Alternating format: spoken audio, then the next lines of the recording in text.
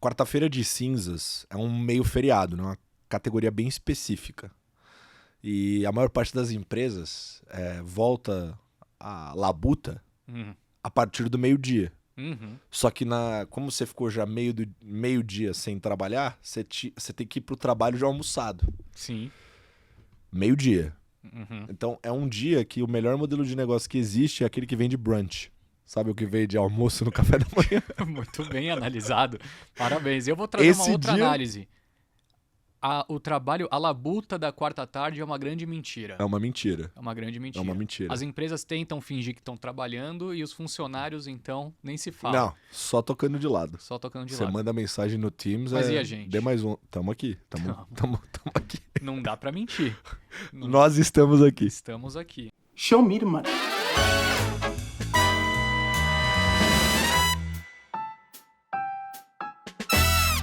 Preferir estar na praia? Sem talvez, talvez. Sem sombra de dúvidas. Você acha que eu gostaria de estar aqui nesse momento? Definitivamente olhando pra você pra falar. Mas, pra gráficos. Um ponto importante a ser destacado. A gente quase deixou gravado esse episódio na semana passada. Ainda bem que não, hein? Ainda bem que não. Mas se você for parar pra pensar, vai ser assim toda semana. Não dá mais pra deixar o episódio gravado. Essa é a moral da história. Acabou Resumindo, não dá mais pra gravar nada. Tem que ser tudo ao vivo. Fim de semana, parecia que o mercado ia começar a se estressar bastante ali no sábado. No domingo chegou o Trump e veio com o anúncio lá de reservas estratégicas em relação a cripto. Os mercados dispararam. Aí todo mundo pensou o quê? Agora vai. No dia seguinte, caiu tudo de novo. E para níveis até abaixo do que estavam antes. Tá uma maravilha, né? E uma informação curiosa. Um dia antes de ter esse anúncio, apareceu uma baleia que entrou com 4 ou 5 milhões de dólares, mas alavancou 50 vezes a posição, ou seja, estava operando em 200 milhões de dólares. Se caísse 2% a posição, o cara era liquidado. Adivinha o que aconteceu? Saiu o anúncio. No dia seguinte, antes de cair bastante com o anúncio das tarifas, essa mesma baleia estava short. Ou seja, tem alguém ali dentro fazendo coisas curiosas. Tem caroço nesse angu, hein? Tem caroço nesse angu. Esse é um pequeno exemplo de muita loucura que aconteceu. Vamos falar mais sobre, mas só explicando para você da nossa querida audiência, a gente decidiu trazer uma novidade. E para isso a gente quer testar. Então isso aqui é, na verdade, uma incubadora, né? Sim. Estamos testando um tubo de ensaio aqui com a nossa audiência, porque na nossa opinião, o Stock Pickers... Não sou eu, não é o Stetter, não é o Nando, não é o Tanaka. É a comunidade, vocês fazem tão parte quanto a gente. E pra gente é muito importante saber a opinião de vocês. Então a gente vai testar esse novo formato. É um formato que tem sido muito utilizado fora daqui, nos Estados Unidos. Muitos canais de mercado usam. Que é a ideia de pouca gente, então eu, Stetter, mais 1 ou 2 convidados no máximo, mais curto. E a gente fazer um conteúdo mais prático com o que tem de mais novo, na verdade, ali no mercado. Então, as últimas notícias, grandes pontos, dados que a gente viu que a gente acha interessante. Enfim, tudo que a gente observou em todas as nossas interações de mercado, trazer isso para a mesa para se debruçar sobre esses temas e trazer um conteúdo mais recorrente que deixe você atualizadíssimo na ponta. E 2 pontos a respeito disso. Não se confunda, a gente não vai substituir o episódio clássico de quinta-feira só nessa daqui, porque é carnaval, enfim, os gestores estão viajando aí. Tá, todo mundo, né? Pô, tá todo mundo na praia. Né? Parabéns a eles, menos a nós que estamos aqui. E o segundo ponto é que muitas vezes a gente discute a respeito de assuntos importantes no Stock Pickers e a gente não consegue demonstrar o assunto. A gente discute, mas a gente não mostra. Não fica muito tangível, né? Não é prático. Acha que a gente tá cagando regra infinitamente. Então, hoje o objetivo é estruturar mais ou menos o que a galera tá achando, o que a gente tá pensando a respeito do mercado com alguns dados e que isso fique na cara de qualquer um que estiver assistindo aí no computador, no celular. Exatamente. E se vocês gostarem, então deixem nos comentários, deixem o seu joinha. Se vocês gostarem ou tiverem alguma sugestão também pra gente complementar, podem mandar. Se fizer sentido, a gente vai trazer como um novo conteúdo, ou seja, vai continuar o episódio de quinta-feira no formato que vocês já conhecem, só que a gente vai ter mais um conteúdo. E a ideia é também receber amigos aqui, outros convidados, é um papo dinâmico, rápido sobre o mercado. Mastigar o que tá rolando no mercado. Exatamente, deixar tudo mais fácil.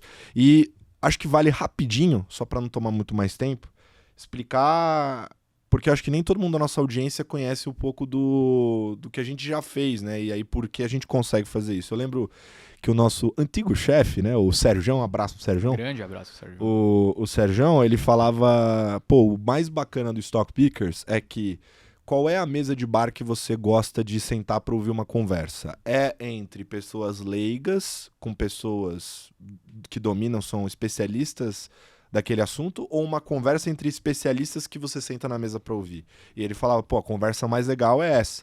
E ele fazia isso para dizer justamente porque que o nosso modelo funcionava tanto, né? Porque tanto você quanto eu temos uma vida no mercado financeiro também, né? Sim, Muita sim. gente acha que a gente é só podcaster, né? É, Mas não, tem uma vida no mercado. Exato, antes fosse. Mas assim, quanto tempo você ficou fazendo research?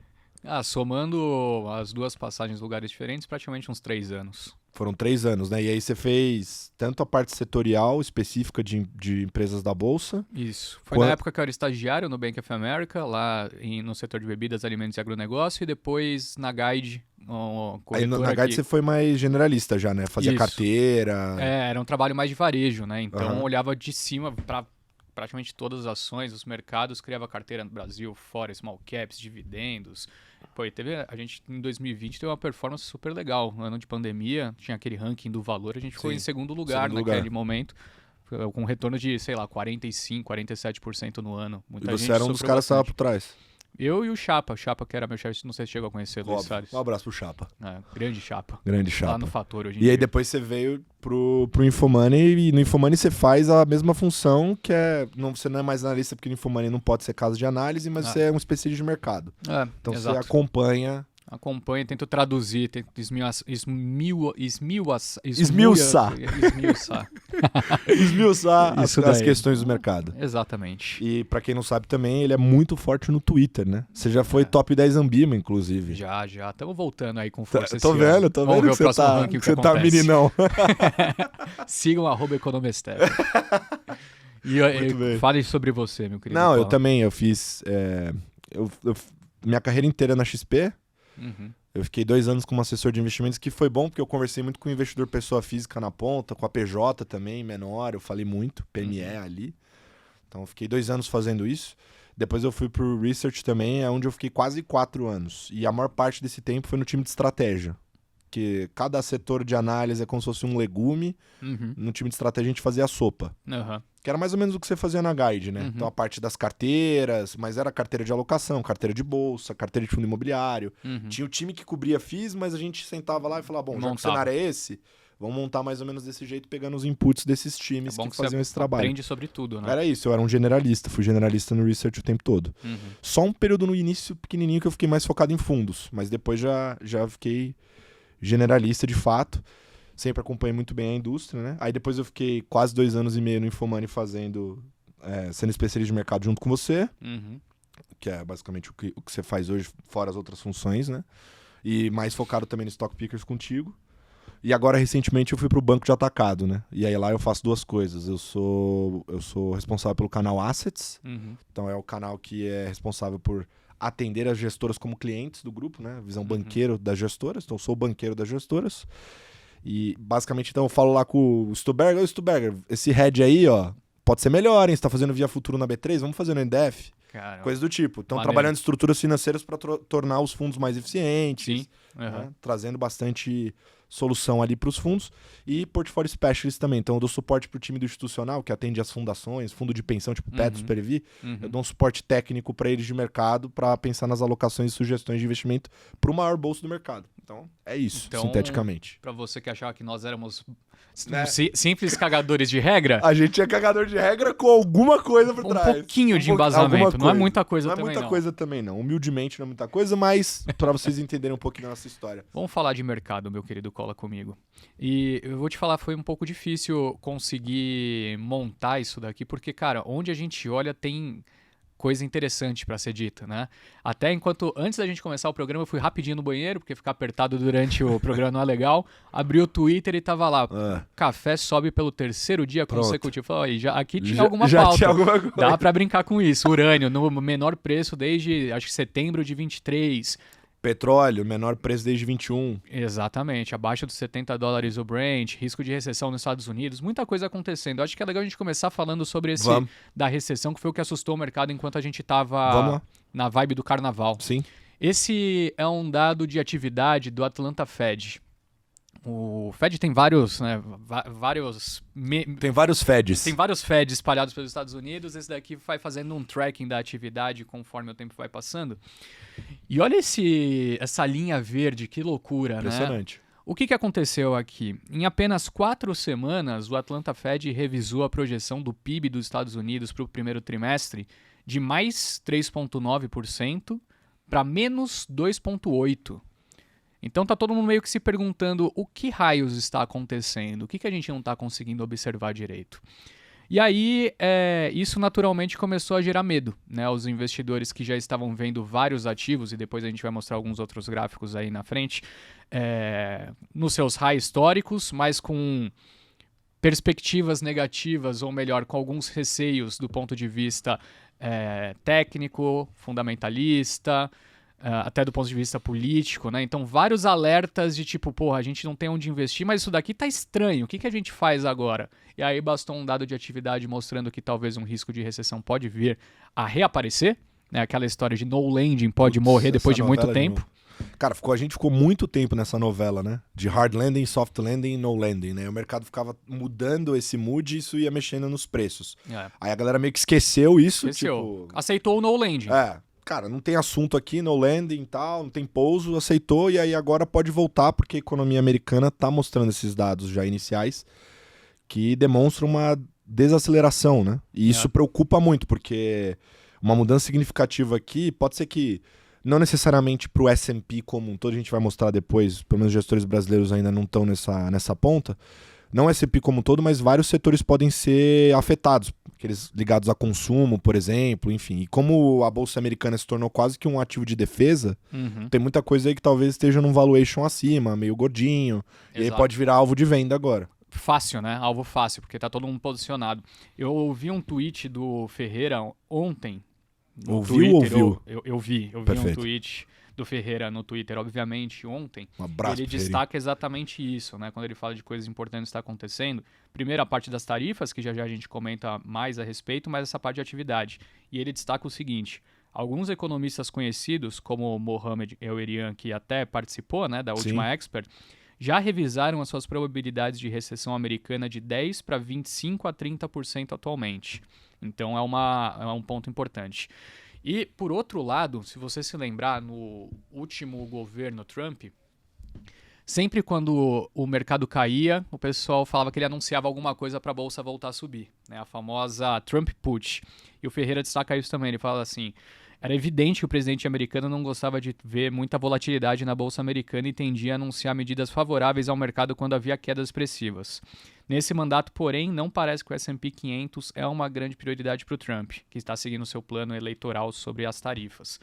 Então, cada vez menos você encontra soluções práticas para que o mercado consiga se manter, pelo menos num ambiente mais estável, né? Parece que de todos os lados a gente tem visto volatilidade e isso tira um pouco da confiança do cara que estava tão alocado lá fora. Tem até um gráfico de alocação que a gente vai ver mais tarde aqui, né?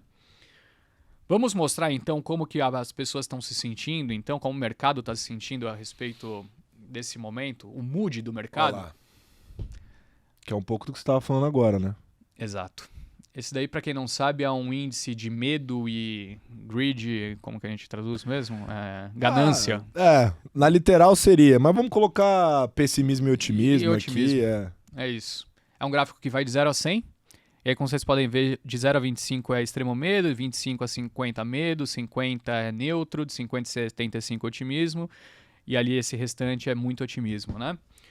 Bom, basicamente, senhores, o que a gente tem aqui é o nível praticamente mais baixo dos últimos 12 meses. O mercado está começando a ficar com medo, mesmo não estando tão distante do topo histórico, né? Que estava, sei lá, um mês atrás, perto das eleições, e aí começou a ter uma correção. Para quem não sabe, muita gente pode se perguntar, né? O que significa esse índice? Até eu mesmo pensei hoje. Pô, eu acho que eu nunca vi a abertura dos dados do Que é esse Learn More aqui, né? O Learn More. Ninguém clica nesse negócio. O Fear and Greed, nunca ninguém quis entrar no detalhe. Mas passando bem rápido por cima, assim, 25% do peso é o VIX. Beleza. Então é volatilidade. Implícita das opções. 25% demanda por títulos. Safe Haven Demand. Né? Então, enquanto a galera tá comprando título lá de fora. bond, né? Bond. Largura do mercado, 10% de peso. Força do preço das ações, 10%. Momentum do mercado, 10%.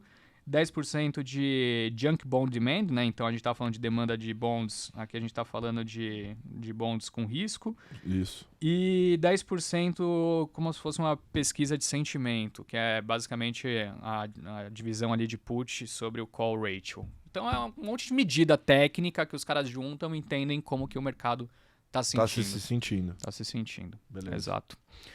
Vamos usar o próximo gráfico? Aqui, Cola, temos uma coisa curiosa. A gente está vendo o gráfico do Nasdaq, né? O Nasdaq entrando praticamente numa chamada correção técnica de praticamente 10%, portanto, em 2 semanas. É uma queda bem importante. O Nasdaq, para quem não se recorda, tem os ativos de tecnologia, né? Ou seja, as grandes big techs ali dentro, tem muita tese de semicondutor, tem muita coisa relacionada a isso. A gente pode pensar, pô, mas será que é só esse grupo específico, né, que o mercado está ficando com o pé atrás? E aí eu vi um dado muito curioso na internet nesses últimos dias, que é em relação ao S&P. Basicamente tem algumas empresas, né, nos 2 índices, mas o S&P perdeu, após a eleição do Trump, praticamente 3,3 trilhões de dólares. Isso mais ou menos... De valor de mercado. De valor de mercado. Desde o dia 19 de fevereiro, mais ou menos. Tá? Isso dá 330 bilhões de dólares por dia em valor de mercado. E claro que as grandes big techs foram as que mais sofreram nessa caminhada, né? Então a gente sente, assim, por diferentes vias que o cenário está ficando estranho. Lá atrás, quando a gente estava falando das razões para isso, até no tweet do Ferreira, tinha a parte de tarifas, né? E até meio estranho que a gente está gravando isso na quarta-feira. E hoje tem sido exatamente aquele dia que o Trump dá o passo atrás depois de fazer a grande ameaça, né? Mas um resuminho, assim, de algumas coisas que foram anunciadas que levam o investidor a ficar com medo. 25% sobre produtos do México para os Estados Unidos, em tarifa. 25% sobre produtos do Canadá para os Estados Unidos, exceto em energia, que o Trump está querendo baratear, né, preço de energia, então ele quis deixar esse setor de fora. 25% sobre 30 bilhões de dólares canadenses de produtos dos Estados Unidos para o Canadá agora e mais 25% de 125 bilhões de dólares em 21 dias. Está tendo retaliação, né, dos dois lados. 25% de imposto sobre exportação de eletricidade de Ontário para os Estados Unidos. 20% sobre muitos produtos da China para os Estados Unidos. 10 a 15% sobre produtos dos Estados Unidos para a China. 10% sobre energia do Canadá para os Estados Unidos. E tarifas que ainda não foram tão especificadas, mas que vão atingir ali bastante o México sobre importações nos Estados Unidos. Mas um breve resumo para a gente falar. O mercado está tentando entender qual que vai ser o impacto disso em atividade. Não à toa, a gente já vê o pessoal ficando bastante com o pé atrás. Se ele vai ser inflacionário ou não também, né? Vai ser tem essa outra questão. Não, uma outra dúvida. No fim das contas, a tarifa nada mais é do que você colocar um imposto no produto. É isso. Né? E deixa ele mais caro. Deixa ele mais caro. E aí, o que algumas pessoas até que passaram no Stock Pickers argumentar, não, o americano topa pagar mais caro porque é a nação mais rica do mundo, então ele pode fazer isso no final do dia e usa essa carta para colocar todo mundo na mesa, né? Todo mundo na mesa. Mas aí a gente tem que ver como é que fica, porque, por exemplo, de todos os países que a gente citou, né, eu tava até vendo, cara, na hora, né, o Trump é mega midiático, então a turma já pega tudo que ele tá fazendo e transforma em meme, piada, né? Teve até um comediante que falou, né, que o Trump estava questionando e argumentando contra os acordos, por exemplo, contra o Canadá, né? Estados Unidos e Canadá, falou, puta, esse acordo não é bom, é ruim. E o último acordo Estados Unidos e Canadá foi assinado em agosto de 2018 com ele como presidente, né? Então, assim, aí a galera já faz piada com isso e tudo mais, né? Mas tem muita dúvida ainda, porque ele bota todo mundo na mesa, impõe as tarifas, depois volta atrás, ele fica nesse morde-a-sopra, digamos assim, né? Durante esse período e isso gera muita volatilidade porque fica difícil de definir o que vai acontecer ou não. Se lembrar, a gente recebeu o Fenório da WHG, naquela altura tava no comecinho dessa história. E aí ele falou, cara, tem muita coisa disso aí no meio que é ruído, vamos esperar. Sim. Ele falou da agenda de tarifa. Cara, passou o quê? 1, 2 semanas depois daquilo lá, o que era ruído tava virando efetivo, né? Começou a realmente impor as tarifas.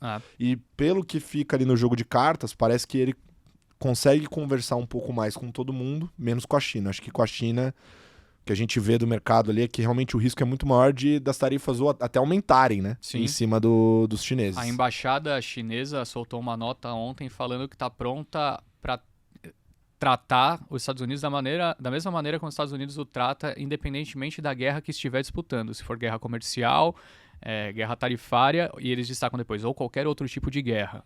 Então, realmente, essa relação aí fica... Enquanto com a Rússia parece que está ficando mais tranquila, com a China está ficando mais difícil. Mas é um tranquilo na vírgula só, te falando, porque eu tava acompanhando os conteúdos do Oliver Stunkel, né? Grande. Gente que lançou ele. Brincadeira com esse cara.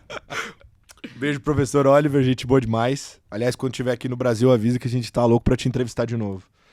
Mas fez grandes episódios com a gente e ele tá acompanhando... Ele acompanha muito essas discussões geopolíticas.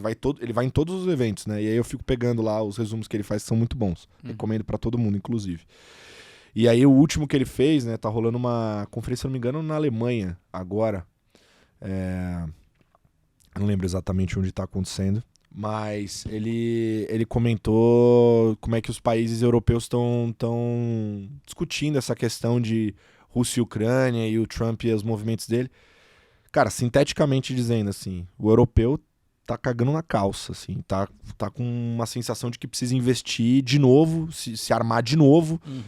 Vamos lembrar, né? Houve um processo onde a Europa e outros países foram desarmados, né? Os aliados ali, os Estados Unidos mesmo foi um pivô disso. E agora, com as sinalizações do Trump perante a Ucrânia versus a Rússia, do tipo, cara, vamos rever como é que a gente resolve isso aí. Ucrânia, você nem é tão importante assim pra discussão e os caras são muito amigos, né? Você vê o Trump e o Putin ali muito, brother, né? Fechados. Muito fechados.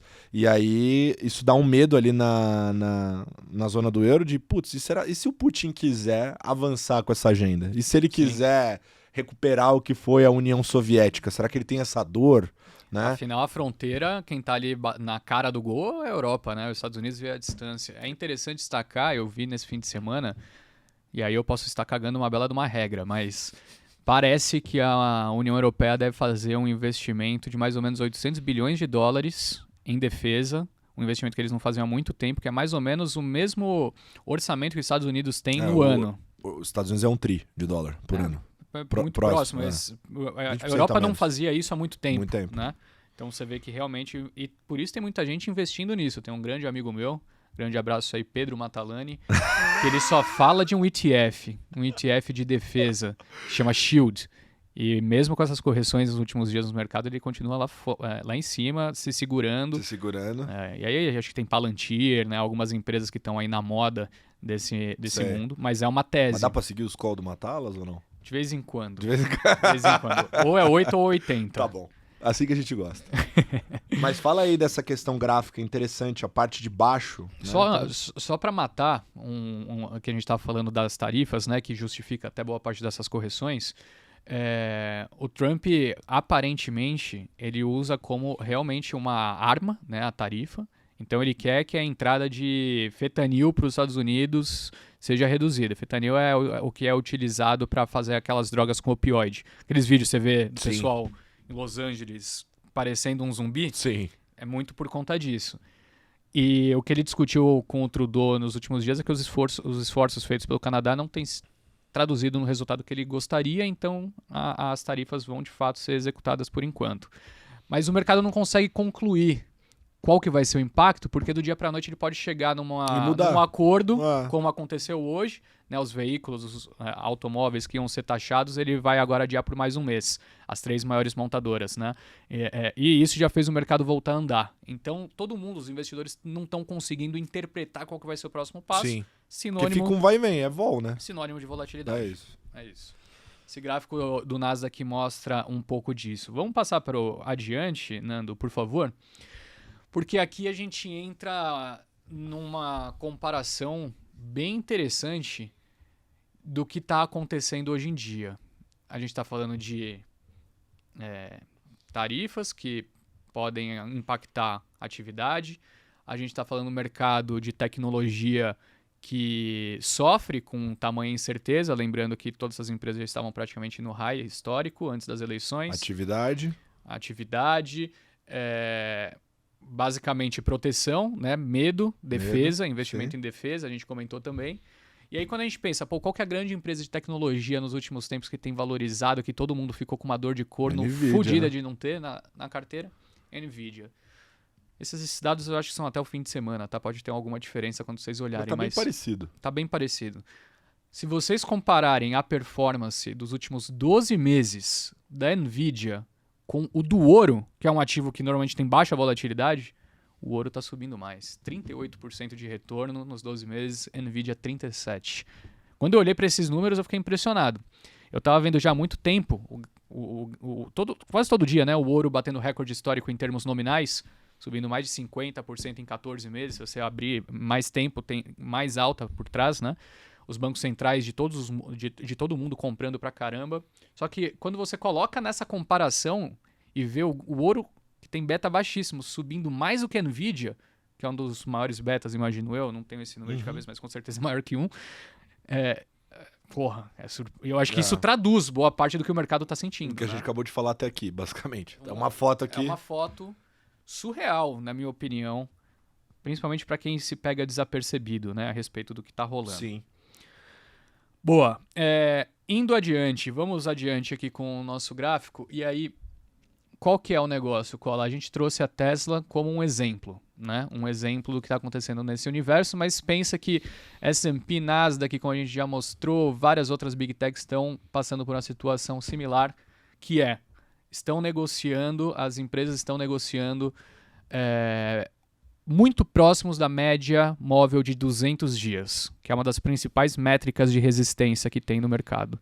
Nesse exemplo, a Tesla até está para baixo. E né? aí, para explicar para todo mundo, assim, deixar todos os nossos amigos aqui na mesma página. Quando bate nisso daí, H, o que quer dizer? Vai acontecer alguma coisa? Alguma coisa vai acontecer. Qualquer coisa. Não, alguma coisa forte vai acontecer. Forte. Para um lado ou para o outro. Ou volta tudo violento para cima, ou termina de cair, é isso? É isso. Ou afunda de vez. E vários ativos estão demonstrando isso, dos principais. Ou seja, em termos técnicos, a gente está vendo um cenário que chama atenção e provavelmente alguma coisa vai acontecer. E só para dizer, né, só uma aspa rapidinho, esse é um tema que divide opiniões, né? Porque tem aquela rixinha entre análise fundamentalista e técnica, etc. Mas se pegar os traders dos fundos, da galera que faz value investing, o trader muitas vezes olha para esse tipo de dado para acompanhar, porque ele é o cão de guarda do fundo. Então ele tá olhando lá, pegando sinais, esse é um dos tipos de sinais que ele acompanha. Para entender se vai comprar no momento certo, se é momento, de repente, apesar de gostar da tese, ficar fora enquanto um evento maior acontece. A posição. É isso, para você não ficar 100% exposto ali a uma possível pica, né? E isso aqui sintetiza um pouco do que você estava mostrando também do Nasdaq. Exato. É um exemplo claro, vários dos principais ativos estão assim. A Tesla, daquele high que foi mais ou menos dezembro 23, né? Tava negociando a praticamente $500 a ação, já perdeu mais de 700 bilhões de dólares em valor de mercado. Então a gente começa a ver alguns números de magnitude maluca, né? O S&P a gente falou mais de 3 trilhões de dólares em surreal. 15 dias. Tesla em 2 meses 700 bi. Eu puxei também a respeito do mercado cripto, que perdeu já mais de 1 trilhão de dólares em valor de mercado desde o dia 18 de dezembro. E todo mundo sofrendo, né? Não é só as meme coins, até o Bitcoin tem conseguido se segurar. Sim, mas fica indo e voltando, né? Tem movimento em vol, como a gente falou, mas fica indo e voltando. Se você olhar nos últimos 12 meses, o Bitcoin tá, acho que uns 20 mil dólares acima do que estava no passado, 20 e poucos mil dólares, mas Ethereum, Solana, que são, né, as principais depois do Bitcoin ali, estão negociando a valores menores do que naquela época. Então tem muita gente pensando, porra, a porra da alt-season que aparentemente viria, que esses ativos iam dar, não tá aparecendo, não tá chegando. E mais do que isso, até os grandes ativos ali nessa história estão ficando para trás. Será que você quer ter cripto, você tem que ter Bitcoin? O resto realmente é resto? Essa é uma discussão que está surgindo agora aí e as pessoas estão se perguntando. Eu acho que sobre cenário lá fora é isso. Breve resumo, então, no técnico, no político e no fundamento tá estranho. A galera que tem dinheiro dos outros, o que eles estão fazendo? Com certeza. Então, os próximos dados que a gente trouxe aqui, começando, só explicando, acho que até explicando por que a gente olha tanto para isso, né? Um dos indicadores aqui que a gente mostrou hoje foram os indicadores gráficos, né, que atrelam o preço. O preço é uma relação do quê, Henrique Stetter? Entre um comprador e um vendedor. Certo?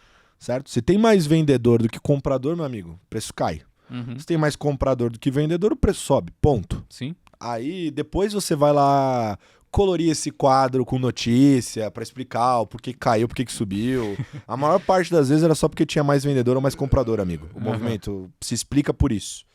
E dito isso, a gente gosta de olhar bastante por que os gestores, que somados controlam um volume de dinheiro bem relevante, estão fazendo, né? O que eles estão comprando, o que eles estão vendendo, a gente gosta de acompanhar isso para ter esse feeling também do mercado, né? E aí o time do Vitor Scaletti da XP Sim. faz um trabalho que eu aprecio muito, acompanho sempre quando eles publicam, que são esses relatórios onde eles pegam ali uma base de dados, mais ou menos a mesma coisa do Fear and Greed que você mostrou hoje. Eles pegam ali vários dados para ficar tentando, fazendo conta para ver como é que está o posicionamento dos gestores, né, nos ativos em si. Esse primeiro aqui é Kit Brasil, então é a soma dos ativos locais, tá? Bolsa, pré e dólar real, né? Tá. O que a gente consegue observar? A turma tá bem vendida, né? Olha a média ali, a linha vermelha mais escura, né? Para quem estiver no podcast não vai ver, mas tá basicamente quase 3 desvios padrões para baixo vendido. E esse gráfico é de janeiro 23 ao momento atual, isso, né? É exato. uma análise mais de curto prazo, mais de curto prazo e é uma média dos 90 dias de negócio, né? Dias úteis. Então, cara, e tem a média mais curta também, que é essa linhazinha amarela, que tá bem perceptível no gráfico, mas você vê que ela acaba se conectando bem ali embaixo com a média de 90 dias. Então, Cara, isso daí tá o quê? Tá uns 3 desvios padrões pra baixo, né? Exato. 3. Quase 3, Então, assim, a turma tá, cara, bem pessimista, assim, com o Brasil e expressando isso nas posições. Que vai um pouco com a conversa de bastidor, O que a gente tem escutado muito, né, do mercado é que a expectativa de alguma mudança no cenário político é o que vai trigar, de fato, o Brasil andar, assim, em termos de preço. Sim. Mas que antes de chegar lá, o Brasil deve piorar muito. Porque a gente entrou numa relação curiosa, que é a seguinte. Basicamente, os dados de popularidade do governo atual são publicados, em vários casos que fazem pesquisas sobre isso. Os dados têm aparecido, né, piores. Bem ruins. Bem ruins. Pior do que no mensalão. Pior do que no mensalão, assim, bem ruins. E aí, isso, de alguma forma, fortalece a ideia de que talvez na próxima eleição a gente vai ter uma mudança de ciclo político, independente de qual seja. Vai ter uma mudança de ciclo político. Isso faz o mercado vibrar. Então a bolsa sobe, o dólar se deprecia contra o real, né, os juros fecham. Só que essa melhora no mercado cria como se fosse uma cortina, que é uma vibração, especialmente o dólar, que eu acho que é algo que todo mundo olha todos os dias, né? Bolsa e juros as pessoas se importam um pouco menos. Mas dólar é um negócio que pega ali pra todo mundo, né? Que aparece nos noticiários, todo mundo vê. O preço começa a subir depois de alimento, né? Que a gente tá vendo aí, o café... Tudo tem influência do câmbio, picanha. Né? A picanha. E aí isso cria uma cortina que abre um pretexto para que a agenda fiscal, que é uma agenda que o mercado não gosta, pelo menos a direção que o governo coloca hoje, que é de expansão de gastos, o mercado não gosta disso. Isso cria um pretexto ali, uma situação onde o governo pode intensificar essa agenda, já que os dados estão bons, né? Digamos, os ativos estão comemorando, né? Sim. O real se valorizou, aí vai lá e cria essa cortina para que piore e aí piora de novo. Então, o que a turma fala no bastidor é uma expectativa de que as coisas vão piorar muito ainda. Então, quem tem posição tá vendido, tá aqui, os números estão aí. Por mais barato que possa estar, Por mais né? barato Quando que você possa analisa em estar, termos porque as pessoas, fundamentalistas. que a turma acredita que vai piorar bem. Não tem trigger Lembrando de que curto a bolsa prazo. andou bem esse ano já em dólar, tá? Ah. Andou bem, é a melhor bolsa do mundo em dólar.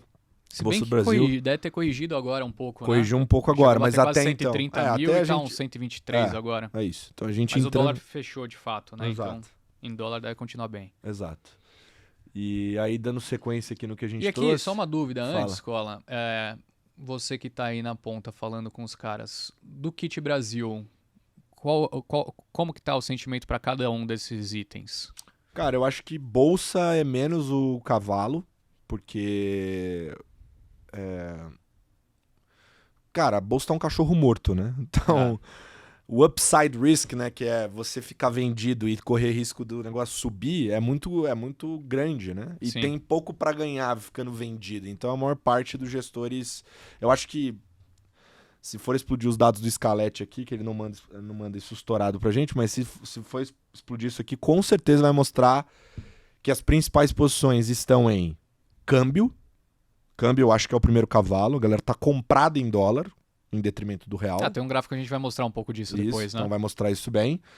E o pré, né? Enfim, o pré também é algo que tem sido... A turma tá, mesmo com o juro nesse patamar, acaba tomando pré. Tomando pré. Porque acredita que o juro vai abrir ainda mais. E Certo. tem um outro dado que é importante sempre ser colocado a partir de hoje para sempre, para as pessoas entenderem que são CTAs.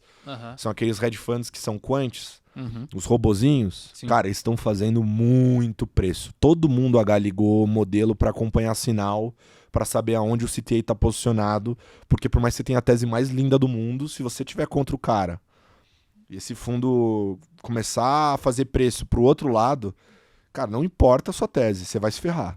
Então tem que tomar cuidado com os CTAs e eles fazem bastante preço, então talvez tenha uma interferência também no posicionamento dos gestores e nos dados que vêm desses fundos. Certo. E aí a dúvida que fica é, será que... Aqui a gente está olhando só até 2023, né? Mas será se a gente pegasse algum outro momento triste do ponto de vista econômico do Brasil, né? Em que as pessoas estão com medo de um problema grande fiscal, isso se repete? Vamos dar sequência aqui nos gráficos. A gente segue para o próximo slide que fala um pouco disso.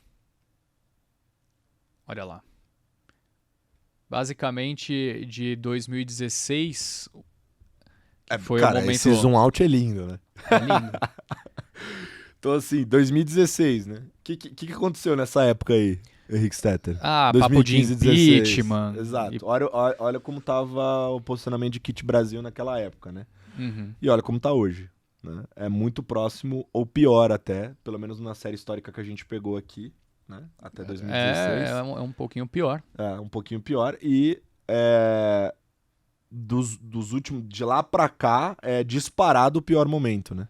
É bem curioso, né? Porque do ponto de vista de entraves políticos, o Brasil não tem, nesse momento, algum grande, né? Você não tá vendo uma puta briga política, assim. Você tem nos bastidores, óbvio, mas, pô, nesse momento é um momento de troca de presidência, com a economia afundando e sem ninguém saber como seria o dia de amanhã. Eu acho que agora o que deixa muito claro é que, por mais que as pessoas saibam como vai ser... A gente vai dormir hoje e vai saber como o Brasil vai estar amanhã. Mas como que vai... Dado o contexto atual... Né? Dada a trajetória da dívida, dada o negócio da popularidade que você falou, como que estará daqui 3 meses, 6 meses, até que se sinta o cheiro de uma eleição no começo de 26, né? Então, esse mau humor atual representa muito disso, não uma grande dúvida da política, mas uma certeza de que o momento, né, as condições atuais são bem ruins. É uma certeza de que não vai ter mudança. O mercado, até pouco tempo atrás, até o da fim do postura ano do passado, governo, né? O mercado tinha alguma expectativa de que fosse ter algum nível de de sinalização em termos da agenda fiscal que fosse mais pro lado do que o mercado acreditava. Sim. Que é o lado da responsabilidade, como o mercado gosta de É colocar. esse o momento que a gente é xingado no vídeo com um monte de gente falando, mas tava na cara que não ia ser assim, Não, vocês do mercado mas se acreditam tava nisso. na cara, estamos aqui para falar o que o mercado tava dizendo. Estando certo ou não, era o que o mercado achava. Se é a nossa opinião ou não, não importa. É o que o mercado achava. O mercado achava que ia rolar alguma coisa. Tinha algum nível de esperança de que ia anunciar alguma medida nesse sentido. Bem nessa época, veio a isenção, até 5 mil. Né? E aí foi essa sinalização que, cara, eu estava no Rio de Janeiro com o Paulo Gama, um abraço Paulo Gama, que é um dos analistas políticos da XP, visitando os gestores para falar sobre a agenda política, né? Nesse dia. Uhum. Cara, a minha primeira reunião do dia, que era de 1 hora, teve 30 minutos, porque os 30 primeiros, o time de gestão que ia participar da reunião, da gestora, tava de pé, na baia, isolado, assim, pensando o que ia fazer. E aí, o que a gente saiu ali dessa bateria de reunião de lá pra cá, a frase que eu escutei da boca de um gestor, que eu achei incrível, que é: o Lula tá sem stop. Sem stop. Lula sem stop. Essa foi digamos assim, o resumo dessa agenda. E aí, esse fator trouxe a certeza que você comentou de que, olha, a agenda é essa, vai ser isso, é esse jeito que se pensa, e é de cá pra cima, amigo. Então, assim, é isso pra mais. E aí, por conta disso, mesmo com os preços depreciados, a turma... E se você pegar de lá pra cá, o pré não abriu? Acho que sim, né? Pô, então, não abriu. Então, assim, por mais que já tivesse num patamar, você vai tomar pré 4, vai apostar que o juro vai... 14, né? Sim. Vai apostar que o juro vai subir mais que 14. Cara, quem fez 15, isso ganhou 16, dinheiro. E por aí vai. E isso que eles Márcio fazem posição... Apple, né? Que tava nessa já faz tempo. Os melhores fundos que você vê, os macro, os melhores fundos lá que estão em cima em rentabilidade, todos eles, ou é porque estavam com posições pessimistas no Brasil, ou é porque estavam otimistas com os Estados Unidos. Às vezes o cara não tava nem com tanta posição no Brasil assim, que a maior parte dos fundos mandou o dinheiro muito pra fora. Mas assim, é só esses casos que estão ganhando dinheiro nesse momento. Não tem outra história, Não tem outra história. Não tem então, outra história. acho que mostra aí um pouco do... E pra quem é otimista, pra quem é contrarian, né? É uma boa sinalização também, né? Porque olha o que aconteceu aqui depois de 2016, né? Será que a gente passa por um outro momento como esse? Eu acho que a discussão aqui é a seguinte, ou explode de vez, ou vai ganhar muito dinheiro, né? É isso, eu escrevi sobre isso numa coluna. A gente tá literalmente em cima de um muro. É uma situação bem curiosa que ou termina de deteriorar, ou, cara, o preço tá tão amassado, ninguém tem, quem tem tá vendido. Cara, difícil não ver esse negócio andando muito. E do ponto de vista político, daqui em diante, a gente só deve ter mais novidade mesmo mais pra frente, né? Eu acho que... Mas é que tem um ponto importante que eu acho que vale escancarar aqui, né? Quando a turma gosta de pegar ali o preço da bolsa para tentar traduzir o que o mercado tá querendo dizer. Se você faz o preço da bolsa versus o que seria uma opinião de governo em 2026, o que vai acontecer com as eleições? O que o preço está te dizendo hoje? Continuidade. Com uma probabilidade alta. Aqueles dados que o Kellet trouxe, não foi? No último episódio que ele veio? Mais de, sei lá... Cada um fala um número, né? Cada um tem uma conta. Então fala, 85% de chance do Lula ganhar de novo, 80% do Lula ganhar de novo, etc.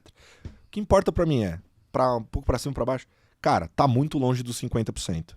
Sim. E na minha opinião, cara... Se você olhar nível de desaprovação, a chance é menor do que 50%. Isso é só você puxar na história então, assim, do Brasil. Você não precisa... Eu escrevi uma coluna sobre...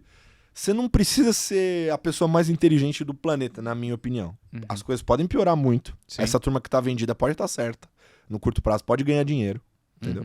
Não tô dizendo que é o buy opportunity agora. Mas o fato é, se você olha para uma bolsa que te fala que tem 85%, 80% de chance do governo continuar, e você fala, cara, eu acho que não é tão alta a chance de continuidade. Vamos ser conservador? É 50-50? É 50 pro lado, 50 pro outro? Esse preço tá errado. Sim. Deveria andar. Sim, sim. E se deveria andar, é uma oportunidade de compra. compra. Do outro lado tem o bom e velho CDIzão lá. Que é o custo de oportunidade, né? Torna tudo... melhor você esperar, às vezes, 6 meses, sei lá. Perder a primeira pernada, aquela coisa toda. Aí vai da estratégia de cada um. Mas, colocando os fatos na mesa, a bolsa tá barata. Tendo dito isso, soquei minha previdência tudo em ação agora. Pra cima, tropa! Próximo. Vamos lá, vamos continuar. Cara, isso aqui é legal também. São os dados de captação do ano até aqui. com o dos outros anos da indústria de fundos, né? E aí, para quem tá no podcast não vai conseguir ver, mas basicamente a gente teve um 23 muito ruim, 24 piorou, Horroroso. Esse de 2024 é um lixo. e até aqui Tá 25 tá pior do que Puta que pariu. 24, com uma tendência ali de continuar mal. Isso que já quase não tem dinheiro, né? Então, mas é que agora os resgates estão vindo de crédito, estão vindo de uma parte da indústria que não tinha sido tão afetada quanto, por exemplo, a indústria de ações foi, né? Que se pegar aqui 24, saiu dinheiro pra cacete de ações, saiu dinheiro pra caramba de multimercado, 23 também, né? Aquela coisa. Acho que foram os principais contribuintes para esse dado de resgate.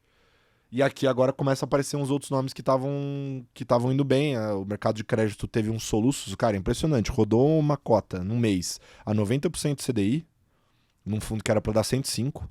Já começa a pipocar e-mail, a galera já começa a ficar desesperada, já começa a pedir resgate. E tem um pedaço enorme de dinheiro que tá em tipo D+1. É um dinheiro que sai fácil, né? Sai fácil, não sai dá muito tempo fácil. do cara fazer muita coisa. Nada. Né? Se pedir o resgate, já tem que pagar. Então, esse soluço de crédito aí já tá aparecendo. E tá indo tudo pra onde? Tudo B?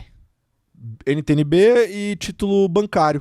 Título bancário tem sido muito utilizado.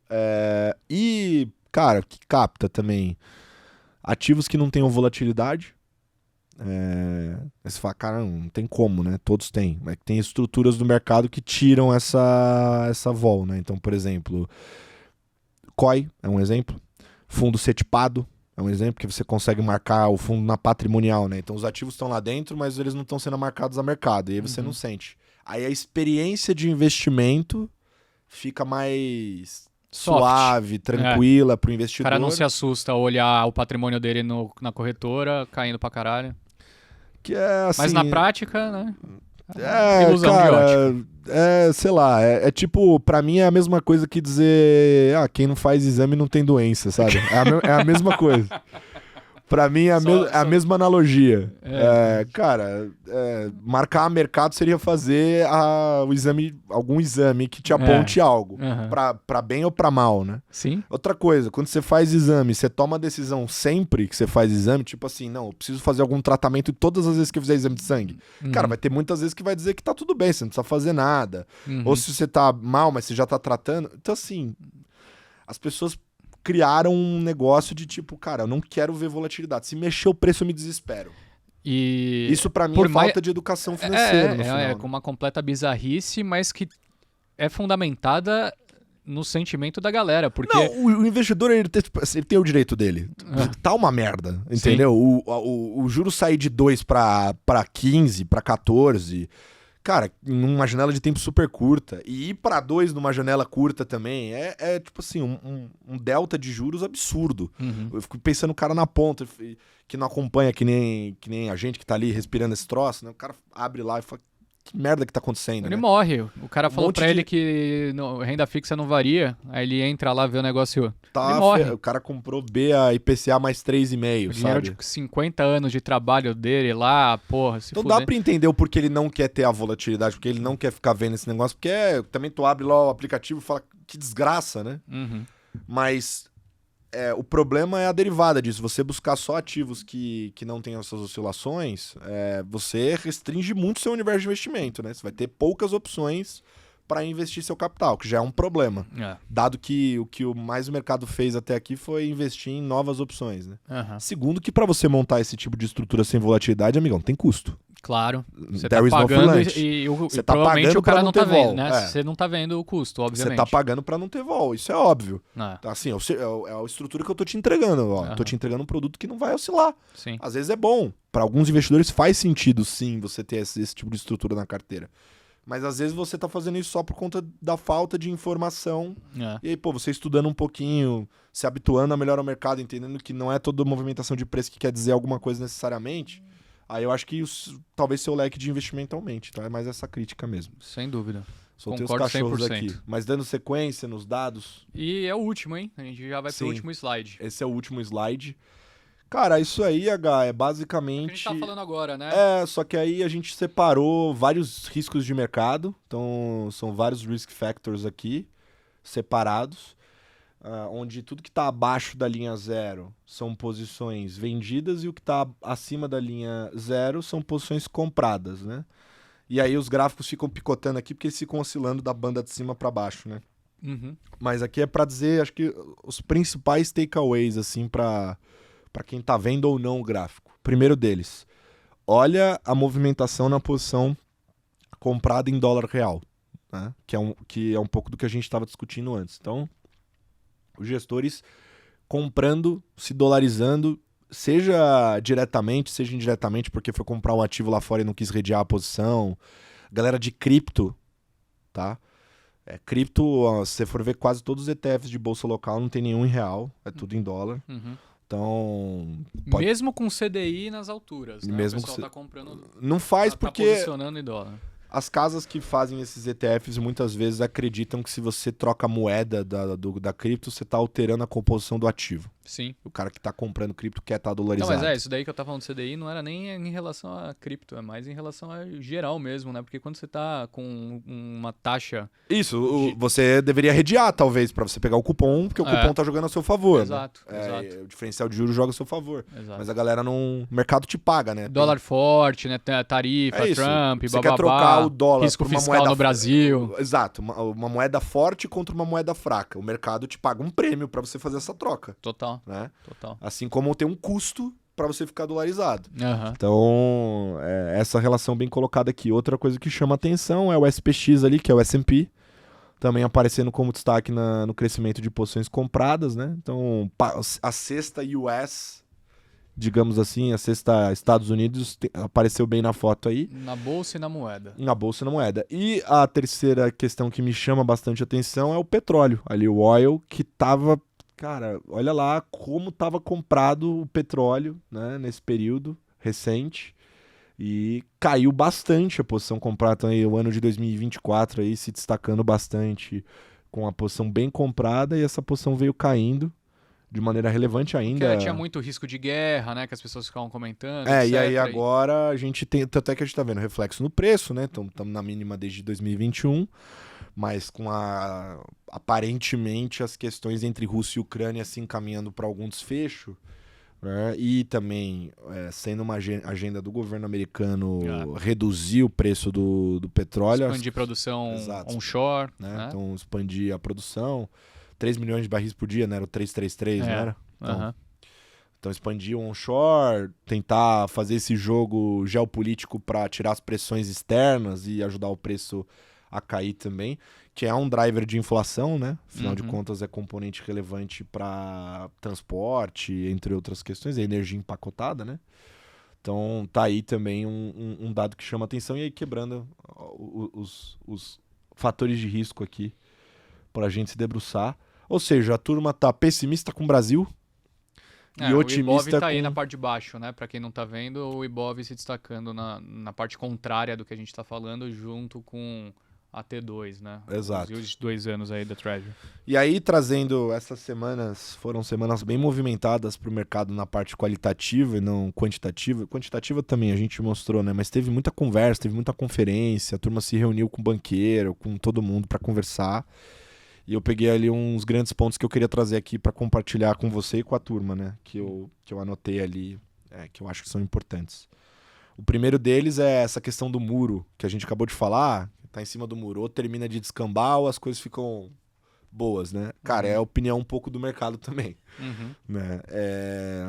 O mercado acha que, naturalmente, dada a agenda fiscal negativa, uma reeleição seria uma sinalização de continuidade dessa agenda, ou seja, a situação fiscal piora para o país, e aí isso faria mal aos ativos, e aí talvez a gente enxergasse o low do Brasil. Do outro lado, uma mudança política, a depender de como ela venha, pode... de direcionamento, tá? Pode mudar esse jogo. E aí o que é mudança política? Vamos separar aqui nos dois espectros, vai. Primeiro, esquerda e direita. Vamos colocar assim. Sim. Na esquerda, se vier um candidato mais equilibrado, tem alguns nomes aí que são cogitados para essa agenda, tipo um Fernando Haddad, por exemplo. Se vier um nome mais equilibrado, o mercado provavelmente comemoraria isso, acharia melhor. Um nome mais equilibrado da esquerda aqui. E da direita, mesma história. Se vier alguma coisa também mais equilibrada, pro mercado é ainda melhor, né? Talvez um candidato de direita fosse melhor do que o que tá hoje, mas isso é uma coisa menos discutida até, porque essa possibilidade é muito nebulosa ainda do que vem da direita de fato, personificada. Muitos nomes, né? Muitas possibilidades. Muitos nomes, né? muitas O possibilidades. mercado tem claramente um preferido, que é o Tarcísio. Isso sem sombra de dúvidas. Que daí já vem como nessa faixa mais equilibrada. Sim, com E aí, certeza. na faixa mais equilibrada, esses nomes são comentados de maneira muito positiva pelo mercado. Uhum. Né? Então, por exemplo, o mercado acha que se vier um Tarcísio, por exemplo, talvez a gente veja aí o maior rally da história da Bolsa Brasileira, dado o nível de preço que a gente tá, né? Sim. Também tem esse agravante, né? Que vai ser um baita de um rally porque a gente tá saindo de patamares muito baixos, né? Muito baixos. E aí o cara pensa no Tarcísio e lembra de tudo que ele fez como ministro, né? Ali era um cara que, porra, tava todo dia na B3 batendo martelo, né? Isso, exato. Então, Tem pô, essas agendas de privatização, Isso. redução de custo do Estado, bababá. E aí, então, a discussão por trás ali de bastidor tá muito, puta, será que vem, não vem? Então a galera tá focando muito em tentar pensar o que vai ser essa configuração, Uhum. né? Mas acreditando que se vier algum candidato desse mais equilibrado aqui no meio, menos dos polos, esse candidato deve performar bem na eleição e aí provavelmente levaria. Uhum. Essa é uma leitura dos Contrário gestores. do que foi os últimos exemplos, Isso. né? Que o Brasil tá extremamente polarizado, né? Exatamente. A Antes de eleição melhorar... no município de São Paulo foi um pouco disso, né? Foi. Se você parar pra pensar. Foi. No fim das contas, o Nunes era o cara meio que de centro ali É isso. na disputa. Exato. Então, assim, a expectativa do mercado é essa. Nesse meio tempo, as coisas pioram antes de melhorar. Isso também tá meio que consensual, deu pra ver pelo posicionamento também. Então, é um consenso ali do mercado. E aí, pra você sobreviver esse período, a turma tá carregando mais caixa. Então, a turma tá mais líquida. Os fundos de ações, os fundos multimercados estão carregando bastante caixa também, fazendo muita exposição lá fora, tentando ficar menos exposto ao Brasil por enquanto. E o cara que não consegue, que geralmente o gestor de ações ele tem um mandato que ele precisa estar exposto, né? Tá fazendo posições mais táticas, tentando pegar algumas ideias que conjunturalmente sejam melhor. O que é conjuntural, Henrique? É a melhora de resultado trimestral. Então, revisão de earnings para cima, né, de lucro para cima. Melhora de resultado de curto prazo trimestral é a conjuntura. Certo. E aí, um nome que apareceu como queridinho nesse tema é C&A. C&A. C&A é um dos nomes que o mercado falou muito. Uhum. Na ponta contrária, um nome que o mercado tá bem incomodado, Lojas Renner. Porque no último resultado apareceu um dado lá, enfim, depois eles justificaram, a empresa falou e tudo mais. Mas o mercado tá incomodado com essa posição. No dia que saiu o resultado, caiu bem o papel. Uhum. E é uma das Tinha posições caído mais de 10, se eu não me engano, chegou né? a cair. Enquanto tava rolando o earnings call lá, o call da empresa explicando os números, tava caindo, sei lá, 14. 14, porra. Então, foi bem relevante. Apareceu ali como um dos pontos que chamaram bastante atenção, lado positivo e lado negativo. Outra coisa, esperando essa melhora de Brasil e aí querendo pegar um cavalo de beta, ou seja, aquele papel que surfa bem essa onda, que é a prancha que vai pegar a melhora de Brasil. XP é o nome mais comentado. É mesmo? XP é o nome mais comentado. Começou a aparecer nas carteiras de alguns gestores já que não tinham uma posição. Tem uma turma que a gente recebeu aqui que falou, né? Sim. Mas enfim, XP é um nome bem comentado. Porque do setor financeiro é uma das empresas mais expostas a essa melhoria. Ciclo de mercado, né? Isso, Ao ciclo de mercado. Tem beta, né? Então beta... Se parar pra pensar que bolsa... Claro, XP, porra, quando eu abro lá o resultado eu vejo, né? Tipo, pô, renda fixa, crescendo pra caramba, tudo, mas os últimos 3 anos... Pô, a bolsa foi uma das maiores merdas possíveis, assim, no país, né? Então, é interessante destacar esse retorno, esse possível retorno, me parece fazer muito sentido estar exposto a um cavalo que surfa o beta, que né? surfa o beta. E pra S&P, por mais que apareceu aí como posição queridinha, quem eu conheço e que você conhece também, que ganha bastante dinheiro com o tema, tá vendido. Não em S&P, mas em alguns setores especificamente por conta dessa desaceleração que tá aparecendo já nos dados e na cabeça deles é algo que vai acontecer mesmo. Com valuations esticados, etc. Então a etc. turma tá virando a mão de comprado para vendido, trocando essas posições lá fora para Europa, que até pelo que eu ouvi já meio que foi. A turma comprou muito banco. E aí agora começou a ficar meio caro, então a turma já vendeu. China. China, especialmente tecnologia na China. Baba Baby? Baba Baby, que foi bem pra caramba. É. Baba foi bem, algumas outras empresas também performaram bem, a turma virou a mão pra esse lado, né? Que era também a coisa de 2 anos atrás, muitas pessoas falarem que se tornou ininvestível. É né? isso. Mas o ininvestível é até o dia em que o mercado começa a andar. É isso. E todo mundo vai pra volta, papai. Virou investível de novo, amigo? É esse negócio do Xi mercado. Jinping aqui, acabando com o setor que nada. Esquece esse compra negócio, baba tá e vai barato embora. pra caramba, Tá exato. barato demais. Galera comprando muito em ADR, né, na bolsa lá nos Estados Unidos, os papéis e tal, mas enfim, apareceu bastante esse trade, que vale a pena comentar. Industrials nos Estados Unidos também, algumas coisas aí já aparecendo como pessimismo, mas na parte de otimismo, as utilities, né, que são aquelas bond-like, né, que a turma fala, que são aquelas empresas previsíveis, né, geralmente ligadas à infraestrutura, energia, etc., o gestor brasileiro gosta muito desse papel porque tá com uma taxa interna de retorno atrativa em dólares e quando você faz o hedge, fica ainda mais, né? Entendi. Por conta do ponto dos juros que a gente falou. Perfeito. O cara leva a posição mais o CDI praticamente a favor. É bastante coisa. Então apareceu muito. E para fechar aqui os comentários, para quem tá posicionado em Brasil, a maior parte das opções tem a preferência do mercado é opção. Usar opção ao invés de posição cash, que a gente chama, que é comprar o papel direto. A turma prefere opcionar. Por quê? Dado que o nível de incerteza é muito grande e podemos ter um cenário piorando muito, dessa forma a turma perde só o prêmio, então você controla teu prejuízo, porque você pagou pelo prêmio daquela opção, você sabe exatamente quanto você pode perder no máximo, né? E ao mesmo tempo você pode surfar o upside, a alta, enfim, sem...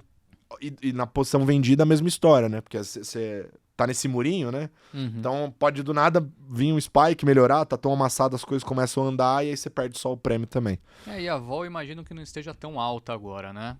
Não. Imagino que não esteja tão alta. Não. Aqui, lá fora o VIX descaralhou, mas aqui eu acho que não esteja tão alto. E, enfim, acho que esses são os... Basicamente para explicar porque eu falei disso, porque é o custo da operação. Quanto maior a vol, mais caro ficam as opções.